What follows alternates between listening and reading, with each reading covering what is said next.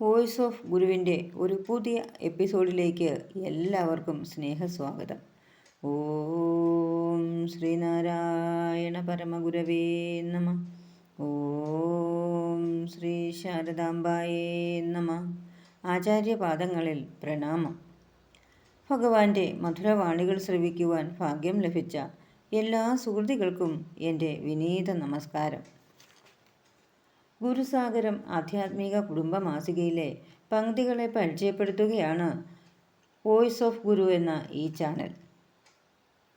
ഗുരുസാഗരം മാസിക എന്നത് ഒരു വിശുദ്ധമായ ധർമാചരണമാണ്, ഒരു ധർമ്മ പ്രചരണമാണത്.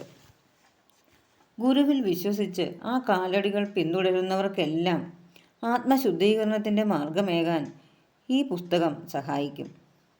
ഗുരുഭക്തിയിൽ പിശുക്കും സങ്കോചവും കാണിക്കുന്നവർ ഭൂരിഭാഗമുള്ള ഈ കാലഘട്ടത്തിലെ വായനയേക്കാൾ ഗുരു ലോകത്തിൻ്റെ മുഴുവൻ ശ്രദ്ധാകേന്ദ്രവും ആശ്രയകേന്ദ്രവുമായി തീരുന്ന വരാനിരിക്കുന്ന കാലത്തെ വായനയെ സമ്പന്നമാക്കാനും മനുഷ്യ മനസ്സുകളെ ശുദ്ധീകരിക്കാനും ഗുരുസാഗരം എല്ലാവർക്കും വഴികാട്ടിയാകുമെന്നതിൽ യാതൊരു സംശയവുമില്ല. ഇനി ഇന്നത്തെ വായനയുടെ വിഷയങ്ങൾ എന്തൊക്കെയാണ് എന്ന് നോക്കാം. 2025 നവംബർ ലക്കം സച്ചിന്ത, നല്ല കുടുംബം എന്നീ പങ്ക്തികളാണ് ഇന്നിവിടെ അവതരിപ്പിക്കുന്നത്. ഗുരുസാഗരം ആധ്യാത്മിക കുടുംബ മാസികയുടെ ചീഫ് എഡിറ്ററും ശ്രീനാരായണ ഗുരു വിദ്യാപീഠം ആചാര്യനും പ്രമുഖ ശ്രീനാരായണ സാഹിത്യകാരനും പ്രശസ്ത പത്രപ്രവർത്തകനും വാഗ്മിയും ആയിരിക്കുന്ന ശ്രീ സജീവ് കൃഷ്ണൻ സാർ എഴുതിയ സച്ചിന്തയാണ് ആദ്യം വായിക്കുന്നത്. ചേരുംപടി ചേരാത്ത ജീവിതം. ആചാര്യനോടുള്ള ചോദ്യവും അതിന് ആചാര്യൻ നൽകുന്ന മറുപടിയുമാണ് ഈ പങ്ക്തിയിൽ അവതരിപ്പിക്കുന്നത്. ഞാൻ ഒരു വീട്ടമ്മയാണ്. എൻ്റെ വീട്ടിൽ ഞാനും ഭർത്താവും 2 മക്കളുമടക്കം 4 പേർ. ചെറിയ കുടുംബമാണ്. എന്നാൽ 4 പേരും മനസ്സുകൊണ്ടും നിലപാടുകൾ കൊണ്ടും 4 വഴിക്കാണ്. എങ്ങനെ മുന്നോട്ട് പോകണമെന്നറിയില്ല.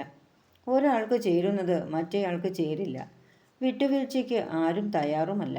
അതിൻ്റെ പ്രശ്നങ്ങളാണ് ഓരോ ദിവസവും. അതിനാൽ ഒരു സമാധാനവുമില്ല. എന്തിനാണ് ദൈവം ഇങ്ങനെ ഒരിക്കലും ചേരാത്തവരെ തമ്മിൽ ഒരു കൂരയ്ക്കു കീഴിൽ ഒന്നുചേർത്തത് എന്നാണ് എനിക്ക് മനസ്സിലാവാത്തത്. അതിന് ആചാര്യൻ നൽകിയ മറുപടി എന്താണെന്ന് നോക്കാം. ആദ്യമേ പറയട്ടെ, ഇതിൽ ദൈവത്തിന് ഒരു റോളുമില്ല. എന്നാൽ പ്രപഞ്ചത്തിന് ഒരു നിയമമുണ്ട്. അതനുസരിച്ചാണ് കൂടിച്ചേരലുകളും വേർപിരിയലുകളും ഒക്കെ സംഭവിക്കുന്നത്. ചില പ്രദേശങ്ങളിൽ കുന്നുകൾ മാത്രം കാണാം, ചിലയിടങ്ങളിൽ ഗർത്തങ്ങളും.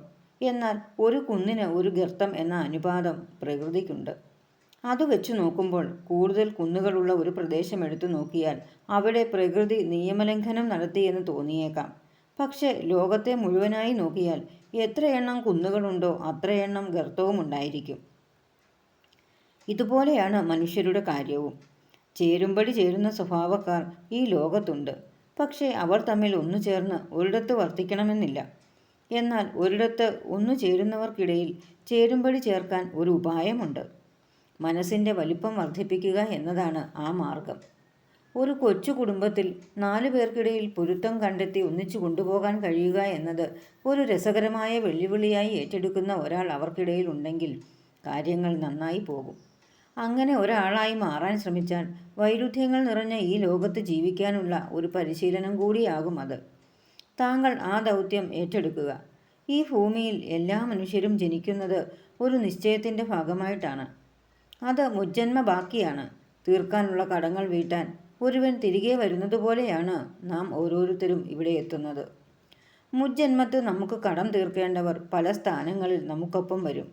അങ്ങനെ ഒന്നു ചേരുന്നവർ ഒരു ഉപാധിയുമില്ലാതെ സ്നേഹം തരുന്നുവെങ്കിൽ സ്നേഹത്തിൻ്റെ മുൻകടം വീട്ടപ്പെടുന്നു എന്നാണ് അർത്ഥം. ദുരിതം തരികയോ സ്വസ്ഥതക്കേട് തരികയോ ചെയ്യുന്നുവെങ്കിൽ അത് നിങ്ങളുടെ മുജ്ജന്മ കടം വീട്ടലാണെന്ന് കരുതുക. അപ്പോൾ അവരെ ഉൾക്കൊള്ളാനും ക്ഷമിക്കാനും വിട്ടുകൊടുക്കാനും മനസ്സ് വിശാലമാകും. അങ്ങനെ ചേരാത്തതിനെയൊക്കെ ചേർത്ത് ഒരുമിച്ച് കൊണ്ടുപോകാൻ സാധിക്കും. ഇതൊരു പരിശീലനമാണ്. ഇത്തരം പരിശീലനങ്ങൾ നമ്മെ സർവ്വസമ്മതരാക്കി മാറ്റും. അതൊരു ചലഞ്ചായി ഏറ്റെടുത്ത് ചെയ്തു നോക്കൂ. ചിലപ്പോൾ ഈ ജന്മം നിങ്ങൾക്കുള്ള നിയോഗം അതായിരിക്കാം. അല്ലെങ്കിൽ ഇങ്ങനെയൊരു ചോദ്യം സച്ചിന്തയിൽ ഉന്നയിക്കാൻ തോന്നില്ലല്ലോ. ഇനി ഗുരുസാഗരം നല്ല കുടുംബം എന്താണ് എന്ന് നോക്കാം. ഒറ്റപ്പെടില്ല ഈ 3 ഗുണങ്ങളുണ്ടെങ്കിൽ. കുട്ടികളുടെ എണ്ണം നിയന്ത്രിക്കപ്പെട്ടതും ജീവിത ചെലവ് വർദ്ധിച്ചതും ഒക്കെ കാരണം ഒന്നോ രണ്ടോ മക്കൾ മാത്രമുള്ള ന്യൂക്ലിയർ കുടുംബങ്ങളാണ് ഇന്ന് അധികവും. ഒറ്റ കുട്ടികളുള്ള കുടുംബങ്ങളും വളരെയുണ്ട്. സർക്കാരിൻ്റെ സന്താന നിയന്ത്രണം മാത്രമല്ല കുട്ടികളുടെ എണ്ണം ചുരുക്കിയത്, പ്രസവിക്കാനും വളർത്താനും പുതിയ തലമുറ ദമ്പതികൾക്കുള്ള അസൗകര്യവും മടിയുമൊക്കെ കാരണമാണ്. ജോലിയുള്ള സ്ത്രീകൾക്ക് പ്രത്യേകിച്ചും അങ്ങനെ പണ്ടത്തെ വീട്ടമ്മമാരെ പോലെ മക്കളെ വളർത്തി മാത്രം ജീവിക്കാൻ സാധിക്കില്ല. കൂടുതൽ മക്കളുണ്ടെങ്കിൽ അതിനനുസരിച്ച് കുടുംബം നടത്താൻ പണവും സൗകര്യങ്ങളും വേണം. പണ്ടൊക്കെ 10ാം ക്ലാസ് വരെ സൗജന്യ വിദ്യാഭ്യാസമാണ് എല്ലാവരും സ്വീകരിച്ചിരുന്നത്. എന്നാൽ ഇന്ന് അങ്ങനെയല്ല സ്ഥിതി. LKG മുതൽ വൻതുക ഡൊണേഷൻ വേണ്ടി വരും. അതൊക്കെയാവാം 2 കുട്ടികൾ പോലും അധികമാണ് എന്ന തോന്നൽ ദമ്പതികൾക്കുണ്ടാവാൻ കാരണം. പക്ഷേ ഇപ്പോൾ പലരും അതിൻ്റെ ഭവിഷ്യത്തുകളെക്കുറിച്ച് ചിന്ത തുടങ്ങിയിട്ടുണ്ട്. ബന്ധുബലവും അധികാരബലവും കൊണ്ട് നേട്ടങ്ങൾ കൊയ്യുന്ന രീതി ഇന്ന് വ്യാപകമായിട്ടുണ്ട്. ഇവ രണ്ടുമില്ലാത്ത കുടുംബങ്ങളിൽ നിന്ന് വരുന്ന കുട്ടികൾ നാളെ ഒറ്റപ്പെട്ട് എങ്ങും എത്താതെയും ആരുമായി തീരാതെയും പോയേക്കാം എന്നതാണ് ഒന്നാമത്തെ ആശങ്ക. രണ്ടാമത്തേത്, ഒരസുഖമോ ആവശ്യങ്ങളോ വന്നാൽ കൂടെ നിൽക്കാൻ ആരുമുണ്ടാകില്ല എന്നത്. മൂന്നാമത്തെ പ്രശ്നം, 1-2 മക്കളാണെങ്കിലും അവർക്കും നാട്ടിൽ ജീവിക്കാൻ താല്പര്യമില്ല. വിദേശ ജോലി, വിദേശ പഠനം എന്നിവയാണ് താല്പര്യം. അവർ അവരുടെ കാര്യം നോക്കിപ്പോയാൽ മാതാപിതാക്കൾ അവസാന കാലം ഒറ്റയ്ക്കാകും. ഒരു കാര്യത്തിനും ആരും കൂടെയില്ലാത്ത അവസ്ഥ വരും. ചുരുക്കത്തിൽ പറഞ്ഞാൽ ഒറ്റപ്പെട്ടു പോകുമോ എന്ന ഭയം മക്കൾക്കും മാതാപിതാക്കൾക്കും ഒരുപോലെ ഫീൽ ചെയ്യാൻ തുടങ്ങിയിരിക്കുന്നു. ഇതിനെന്താണ് ഒരു പരിഹാരം? 3 ഗുണങ്ങളിൽ ഫോക്കസ് ചെയ്യുക.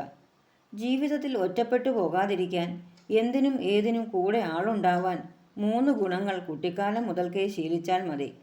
1. അവനവനെക്കുറിച്ച് മാത്രം ചിന്തിക്കുകയും ആവലാതിപ്പെടുകയും ചെയ്യാതിരിക്കുക. മറ്റുള്ളവർക്ക് ഗുണം ചെയ്യുന്ന കാര്യങ്ങൾ ചിന്തിച്ച് ശീലിക്കുക. ഇതിനെ നമുക്ക് അപരഹിതം എന്ന് വിളിക്കാം. തൻ്റെ കാര്യം മറ്റുള്ളവരെ അറിയിച്ച് അത് പരിഹരിക്കാൻ ശ്രമിക്കുന്നതിനേക്കാൾ മറ്റൊരാളുടെ വിവരങ്ങൾ കേൾക്കാനും പരിഹാരം ചിന്തിച്ച് പറഞ്ഞു കൊടുക്കാനും പരിശീലിക്കുക. ഇതിനെ നമുക്ക് സഹാനുഭൂതി എന്ന് വിളിക്കാം. 3. കുറ്റം, പരാതി എന്നിവ പറഞ്ഞു ശീലിക്കാതെ എപ്പോഴും നല്ലതിനെക്കുറിച്ച് സങ്കല്പിച്ച് ഭാവന ചെയ്ത് സംസാരിക്കുക. ഇതിനെ നമുക്ക് സച്ചിന്ത എന്ന് വിളിക്കാം. ഇനി ഈ 3 പോയിന്റുകളുടെയും ഗുണങ്ങൾ പരിശോധിക്കാം. അപരഹിതം. ആധുനിക മനുഷ്യനിൽ നിന്ന് ഇല്ലാതായിക്കൊണ്ടിരിക്കുന്ന ഗുണമാണിത്. മറ്റൊരാളെ പരിഗണിക്കാക, അയാൾക്ക് പരമാവധി തന്നെക്കൊണ്ട് ബുദ്ധിമുട്ടുണ്ടാകാതിരിക്കുക, പകരം മറ്റുള്ളവർക്ക് ആശ്രയിക്കാവുന്ന ആളായി തീരുക എന്നത് ത്യാഗം വേണ്ടുന്ന ഗുണമാണ്. എല്ലാവരും തൻകാര്യം നോക്കികളായി തീരുകയും അങ്ങനെ തൻകാര്യം നോക്കാത്തവരെ മണ്ടന്മാരെന്ന് കരുതുകയും ചെയ്യുന്നവരാണ് ഇന്ന് അധികവും. പക്ഷേ തൻകാര്യം നോക്കികൾക്ക് അവസാനം ആരും ഉണ്ടാവില്ല. അവർക്ക് ആരെയും വിശ്വാസമുണ്ടാവില്ല. അവരെയും ആരും വിശ്വസിക്കില്ല. അവനവനെക്കുറിച്ച് മാത്രം ചിന്തിക്കുകയും ആശങ്കപ്പെടുകയും ചെയ്യുന്നവർക്ക് ടെൻഷൻ ഒഴിഞ്ഞ നേരം കാണില്ല. എന്നാൽ ലോകർക്ക് ഹിതമായി ചിന്തിക്കുന്നവർക്ക് ടെൻഷനേ ഉണ്ടാവില്ല. എന്തെങ്കിലും ഒരു കാര്യം കേട്ടാൽ അത് തന്നെ എങ്ങനെയാണ് ബാധിക്കുക എന്ന് മാത്രം ചിന്തിക്കുന്നവരാണ് സമൂഹത്തിൽ ഭൂരിഭാഗവും. തന്നെ വലുതായി ബാധിക്കാത്ത കാര്യമാണെങ്കിൽ ഒന്ന് ശ്രദ്ധിക്കാൻ പോലും കൂട്ടാക്കില്ല. തന്നെ ബാധിക്കുന്നതാണെങ്കിൽ അതിൽ നിന്ന് എങ്ങനെ തന്നെ മാത്രം രക്ഷിച്ചെടുക്കാം എന്നാവും അക്കൂട്ടരുടെ ചിന്ത. പൊതുദോഷങ്ങൾ അതിനാൽ അവർ കണക്കിലെടുക്കില്ല. ഈ ദുർഗുണമാണ് സമൂഹത്തിൽ ദുഷ്ടശക്തികൾ വളരാനും എല്ലാം അധീനതയിലാക്കാനും ഉണ്ടായ അടിസ്ഥാന കാരണം. 2. സഹാനുഭൂതി. അപരൻ്റെ വിഷയങ്ങൾ സഹാനുഭൂതിയോടെ കേൾക്കുക എന്നത് വലിയ ഗുണമാണ്. പറയുന്നതിനേക്കാൾ കേൾക്കാൻ താല്പര്യം കാണിക്കുന്നവരുടെ കൂടെയാവും എപ്പോഴും ആളുണ്ടാവുക. അങ്ങോട്ട് പറഞ്ഞുകൊണ്ടിരിക്കും ചിലർ, ഒന്നും ഇങ്ങോട്ട് കേൾക്കില്ല. മറ്റൊരാൾ പറയുന്ന വിഷയങ്ങളൊക്കെ നിസാരമായി കാണുകയും അതിനേക്കാൾ വലിപ്പത്തിൽ തൻ്റെ പ്രശ്നം മറ്റേയാളെ അറിയിക്കാൻ ശ്രമിക്കുന്നവരും ഒടുവിൽ ഒറ്റപ്പെട്ടു പോകും. സഹായമാകുക, സാന്ത്വനമാകുക, അതും തന്നെക്കുറിച്ച് വേവലാതിപ്പെടാതെ ചെയ്യുക. അങ്ങനെ ശീലിച്ചാൽ ഒരു വാർദ്ധക്യത്തിലും രോഗാവസ്ഥയിലും ഒറ്റപ്പെടില്ല. സഹായിക്കാനും കേൾക്കാനും ബന്ധുക്കൾക്ക് മാത്രം ചെവി കൊടുക്കുന്നവരുണ്ട്. അവരുടെ സഹായവും ബന്ധുക്കൾക്ക് മാത്രമായിരിക്കും. അത്തരക്കാർ അവസാനം ഒറ്റപ്പെട്ടു പോകില്ല എന്ന് പറയാനാവില്ല കേട്ടോ. എന്തെന്നാൽ ഏതു സഹായവും ബന്ധുക്കൾ സ്വീകരിക്കുന്നത് അവകാശബോധത്തോടെ ആയിരിക്കും. അതൊരു ഉപകാരമായി അവർ കാണില്ല. ഒരിക്കൽ ചെയ്തു പിന്നെ ചെയ്തു കൊടുത്തില്ലെങ്കിൽ കുറ്റം പറയാനും അവർ മടിക്കില്ല. 3. സച്ചിന്ത.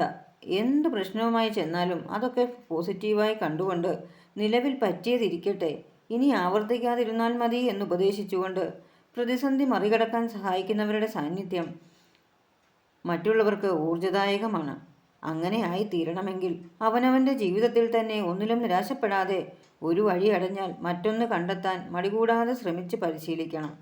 അനുഭവങ്ങളുടെ സമ്പത്തുകൊണ്ട് മാത്രമേ ഒരാൾക്ക് പോസിറ്റീവ് സാന്നിധ്യമായിരിക്കാൻ സാധിക്കൂ. അതും നല്ല പരിശീലനത്തോടെ നേടേണ്ട കഴിവാണ്. ഈ 3 ഗുണങ്ങളും ഉള്ള വ്യക്തികളുമായി സമ്പർക്കത്തിലാവുകയാണ് പ്രധാനം. എങ്കിലേ അവരെപ്പോലെ ഇതൊക്കെ ശീലിച്ചുറപ്പിക്കാൻ സാധിക്കൂ. അതിനാൽ പോസിറ്റീവായ വ്യക്തികൾക്കൊപ്പം ജീവിക്കാനും കുട്ടിക്കാലം മുതൽ ശ്രദ്ധിക്കണം. ഗുരുസാഗരം ആധ്യാത്മിക കുടുംബ മാസിക വായിക്കാം, വരിക്കാരാകാം. 1 വർഷത്തേക്ക് മാസിക തപാലിൽ ലഭിക്കാൻ 600 രൂപ അടച്ചാൽ മതിയാകും. 60 രൂപ അടച്ചാൽ സിംഗിൾ കോപ്പിയും ലഭിക്കുന്നതാണ്.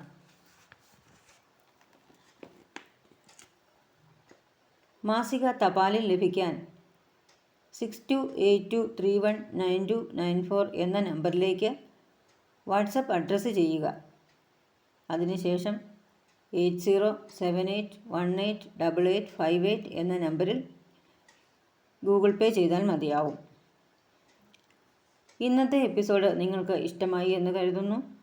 തുടർന്ന് ഞങ്ങളെ സപ്പോർട്ട് ചെയ്യുക. ലൈക്ക് ചെയ്യാനും ഷെയർ ചെയ്യാനും മറക്കരുത്. സബ്സ്ക്രൈബ് ചെയ്യാതെയാണ് നിങ്ങളിത് കാണുന്നതെങ്കിൽ തീർച്ചയായും സബ്സ്ക്രൈബ് ചെയ്യുക. പുതിയ വിഷയങ്ങളുമായി അടുത്തയാഴ്ച വീണ്ടും കാണാം. നമസ്തേ.